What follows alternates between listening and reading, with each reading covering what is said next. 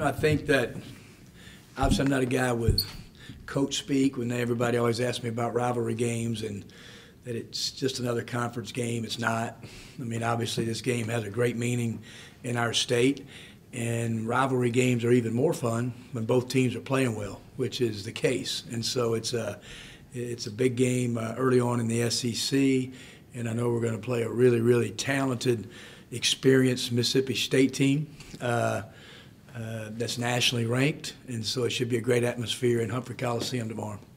Looking at that lineup and how they played, I mean, it's a pretty athletic team. We're probably one of the more athletic teams in the league. What have you seen from them from a matchup standpoint?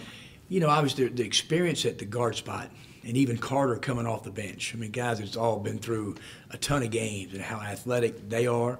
Holman, when you look at him, is one of the best stretch fours in college basketball, not just our league. I mean, he can shoot it. He may shoot it as good as anybody in the country at his spot from three. He's got great range. And so, when you start getting three guards like that in a stretch four, so now the floor is really spread. And so it's just an athletic team. Adu is very athletic as a five-man. And and their team, it's a big difference. Like they score 88 points at home, like 74 points on the road. So their team has really played at a high level offensively. How much of that South Carolina game did you watch, and what was Frank kind of able to do to disrupt them? I think it just – I've watched it a couple times. I think South Carolina's playing really well. I think it's just kind of the beauty of the SEC that we were picked where we were picked, and South Carolina maybe, was about 500. Now they're 2-0 and we're 2-0. So I think it just shows you just league play. South Carolina played very, very well. I thought Mississippi State played extremely hard. It was just one of those hard-fought games. Could have gone either way, and they got beaten a tough one in overtime. How well do you know Howland? I've known Ben. We played Ben one time when I was at UCLA. When he was at UCLA and I was at Middle Tennessee.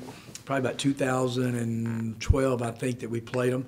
And when I was at Idaho, Ben was out west, and so I've known him for a long time. I have great respect for him as a coach and what he's done. And like I said, he's built this program, and I think he's got a real veteran team, and it's a team that can win games in the NCAA tournament. What's your relationship like to Mississippi State now? I mean, obviously you're older, but you have such a history there. Just what's the ride been like in considering your family history and your history? Yeah, Ben, I was just where I grew up. It's where I went to school. As a GA there, I played there. I always say I used the term playing loosely at Mississippi State, but I did. I was there. And so I have fond memories of there, but it's been a long time. I mean, I've been away from that place for a long, long time. And I probably hadn't even played in that arena since I was assistant coach at LSU for John. So it's been a long time since I've been there. The most important thing is, I love the state of Mississippi, so I'm so glad to be back in Mississippi. And all I can say is it's just absolutely found the perfect place for me is here, and I really mean that. It's no offense to Mississippi State. This is just the absolute right fit for me and our family. And but I'll get a chance to see a lot of guys that I hadn't seen in a long, long time there. When they moved on from Rick Stansbury, was that a job you wanted at that time? I don't ever think it was a job you wanted. I think that, is it a job that you always maybe have your eye on? I was never really, I'm serious about this, I was never really looking at Middle Tennessee. But when the alma mater job comes open, I think it perks anybody's interest level. I just think that, plans are different for different people. It just worked out perfect for me. For whatever reasons, it worked out perfect to be able to come to Ole Miss. You've talked about no one's going to want to beat them more than you. You've touched on this a number of times, but just your emotions in that game, are you going to have to kind of dial yourself back a little? I think this is that, and I say that probably because of where I went to school. And I want everybody to really know, obviously, exactly. They always ask where's your, my dad's not going to the game. He's got out of the hospital today. He's had a little touch pneumonia, so he would love to go, but he can't. Doctors won't let him go. And everybody said, well, where will your dad be in this game? I said, guys, have y'all had children before? Where do you think his allegiance will be? He loves his school. He's going to be pulling for his son, I probably in that particular game. But, I don't think dial it down. And I really always say this. Is it a rivalry game? And I'll talk about it to our guys in the locker room. I do.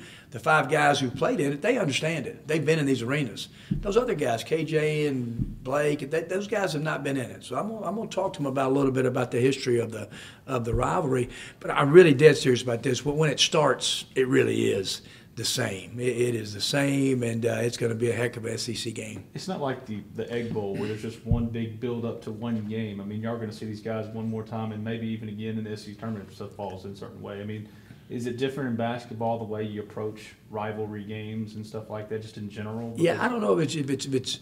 I do agree with that. About it's just not just up to kind of a crescendo to one game, because they're going to come back to Oxford, and then like I said, there is a chance that you play them, in the SEC tournament in Nashville. But a rivalry game is a rivalry game, and like I said, rivalry games are great when both teams are good. I mean, they're even better when it means more, and this one will mean more just because both, they're nationally ranked. Our team is trying to gain national respect, and it's a big game in the SEC. Going off of that, what do you have to do as a coach to keep the players from getting too swept up in all the off-the-court stuff and focus on what's happening in the court? Yeah, I just think that'll happen. From yesterday morning, we watched tape and the practice, and then today at 1 o'clock, we've got to have great film and a mental film session that'll carry over to the game, and I think just the practice part of it. But you know what? They really won't feel it until you get in the arena. Like the guys, you can expect it, but when you get into that arena and they really start feeling the student body and the different things early on in the process, and that's when it really hit them more than even right now. When you mentioned the Egg Bowl, obviously football, the rivalry has kind of gotten a little more than just competitive a little recently. Are you worried at all that that'll spill onto the basketball court? I don't think so. I mean, I love the, you don't want a rivalry to get toxic. You just want it to be good. I mean, like from afar, when I was in Murfreesboro, and I was following Ole Miss and the Mississippi State when they were both really good in football, and what great it was for that state, for our state, just when they were both good and getting national attention. I mean, I'm serious. I think that's great from the state of Mississippi basketball here. You got one team that's ranked, another team that's playing good. It's on national TV and CBS. It's great for our state, great for our basketball state. And so I think that's the fun part of it, But I followed the Egg Bowl a long time, followed this rivalry for a long time. And like I said, it's something I'm really looking forward to tomorrow. You guys are obviously off to a really good start in league play, 9 in a row, and people starting to give you some national attention. Has it changed the way recruits are starting to respond to you? It has a little bit. I mean, I'm telling you, and I said this, and it's a good point. I mean, the kids that watch that game on Wednesday night, not only how we play, the crowd, and national TV, and they saw that place because let me tell you, you turn on TV, and you can look at a field arena, and the field arena is kind of waiting for guys to make good plays to react. Our arena from the jump was trying to will us to win. And I think that's what separated our game atmosphere when people around me called me and says, Kermit, y'all's arena was different than these other arenas. Like that student body was trying to get you guys to play well from the start. People weren't just sitting on their hands and waiting for a guy to dunk, get up and cheer. And so that's what was cool about it. And I think that caught a lot of the people's attention around the country, that saw it and texted us after the game, myself and the assistant coaches. You talked about KJ being a developing three-point shooter. How does he add that to his game? What does he have to do to improve and bring it to the floor during games? Yeah, he's just the confidence level. And I'm telling you, he's going to make a lot of threes here before it's over with. But he's just one of those things. I said, KJ, you got the freedom of shoot them all in practice. But until you consistently start making them in practice, we're not just going to big possessions just jump up and start shooting them in a game, and because he's got a great stroke.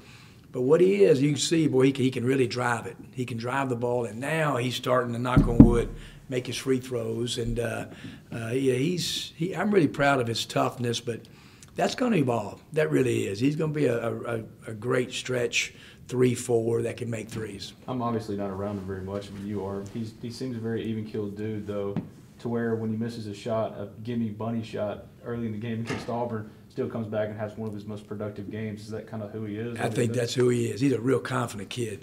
We're recruiting him all through the process. He just thinks he belongs in any game, and I just think that's exactly who KJ is. I can get mad at him at practice, and he just also almost kind of smiles, really, and just says okay, and it's next play, and it's never any pouting with him at all. He just goes next play, and he's a fun guy to coach. He's pretty consistently said since the summer, he's got to get stronger. He Yep. knows he's got to get stronger, and he can't really do that until he can have a full off season. If he does that and takes care of his body and all that stuff, what's kind of his ceiling, his upside? I think he's an all SEC type player in time. I think he and Blake both are. Riley Allen has done a great job with him early. I think KJ right now, he's running between 217 and 220, and he's been a lot lower than that when he came here. So his strength level has really gotten up there. I think KJ, before it's over with, I'm telling you, it kind of reminds me of the Reggie Upshaw kid I had at middle. I think he'll end up playing at 230, 233 and be really athletic and real powerful, and plus have this really, really good skill set to him. How do you put him on, I mean, obviously you have people that do this, the right kind of physical path that he said he's gained 12 pounds already. He obviously has like the very long, like almost like NBA style prototype frame. How do you make sure he doesn't put on too much weight too quickly that he can't build into it? Yeah, that's Riley Allen. I mean, I'm serious about this. Riley Allen's one of the elite guys in college basketball. He is. He's a basketball guy. It's great that he's an Ole Miss guy too, but he is an elite trainer, and he has our guys' total confidence. It's him, because we're not trying to put a weight on him. It's just how can you be like those body composition tests, muscle mass and the whole thing. But so Riley he works them. He does. It is Riley's deal. I hired him to do that, and KJ has gotten a lot stronger. But you're right. He's got that long frame that looks like those guys that play, and that should be his goal in time. He's got a lot of work ahead of him, but the physical part of it's a big part of it. All right. Thanks, guys. Appreciate it.